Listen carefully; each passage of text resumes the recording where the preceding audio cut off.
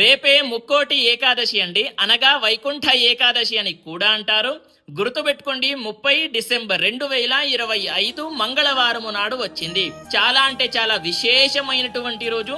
ఎందుకోని అంటే 3 కోట్ల ఏకాదశిలతో సమానం ఈ ఒక్క ముక్కోటి ఏకాదశి అనేటటువంటిది. అయితే ఆ రోజున మీరు ఏం చేస్తారు అని అంటే, చిన్న నుండి పెద్దవాళ్ల దాకా ప్రతి ఒక్కరు కూడా బ్రహ్మ ముహూర్తంలో లేవండి. సూర్యుడు ఉదయించక ముందే లేచి తల స్నానము చేయండి. మీకు చలి పెడుతుందని చెప్పేసి అలానే పడుకోకండి.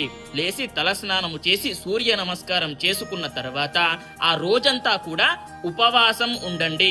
పండ్లు ఫలహారాలు తినవచ్చు, తప్పేమీ ఉండదు. అదే విధంగా ఏదైనా సరే ఇప్పుడు శివాలయానికి కానివ్వండి, వైష్ణవాలయానికి కానివ్వండి, ఉత్తర ద్వారం నుంచి దర్శనం చేసుకోండి. అదే విధంగా ఏం చేస్తారు అని అంటే, ఏదైనా సరే విశేషంగా కోరిక ఉన్నట్లయితే ఎవరికైనా సరే దాన ధర్మాలు